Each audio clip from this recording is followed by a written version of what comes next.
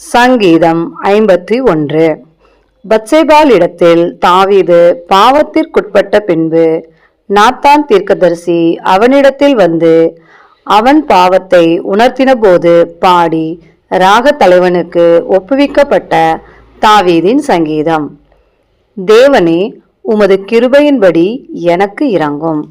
உமது மிகுந்த இரக்கங்களின்படி என் மீறுதல்கள் நீங்க என்னை சுத்திகரியும். என் அக்கிரமம் நீங்க என்னை முற்றிலும் கழுவி என் பாவமற என்னை சுத்திகரியும். என் மீறுதல்களை நான் அறிந்திருக்கிறேன். என் பாவம் எப்பொழுதும் எனக்கு முன்பாக நிற்கிறது. தேவரீர் ஒருவருக்கே விரோதமாக நான் பாவம் செய்து உமது கண்களுக்கு முன்பாக பொல்லாங்கானதை நடப்பித்தேன்.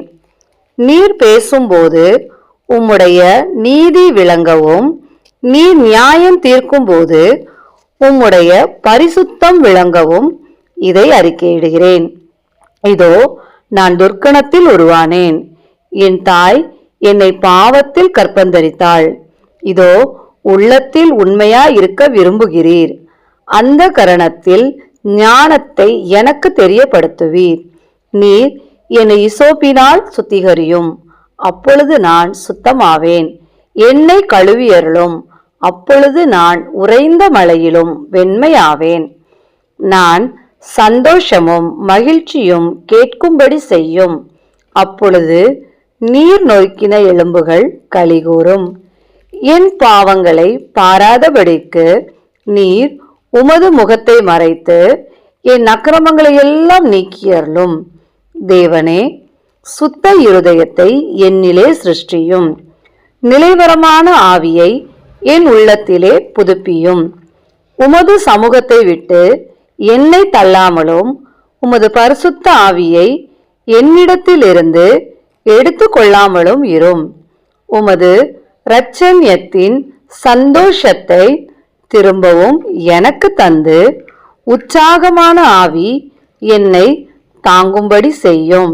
அப்பொழுது பாதகருக்கு உமது வழிகளை உபதேசிப்பேன். பாவிகள் உம்மிடத்தில் மனம் திரும்புவார்கள்.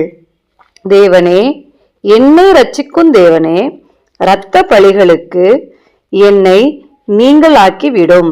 அப்பொழுது என் நாவு உம்முடைய நீதியை கெம்பீரமாய் பாடும். ஆண்டவரே, என் உதடுகளை திறந்தருளும்.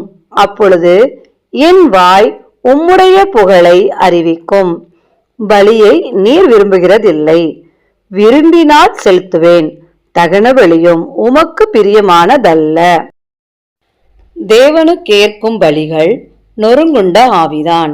தேவனே, நொறுங்குண்டதும் நறுங்குண்டதுமான இருதயத்தை நீர் புறக்கணியீர். சீயோனுக்கு உமது பிரியத்தின்படி நன்மை செய்யும். எருசலேமின் மதில்களை கட்டுவீராக. அப்பொழுது தகன பலியும் சர்வாங்க தகன பலியும் ஆகிய நீதியின் பலிகளில் பிரியப்படுவீர். அப்பொழுது உமது பீடத்தின் மேல் காளைகளை பலியிடுவார்கள். ஆமேன்.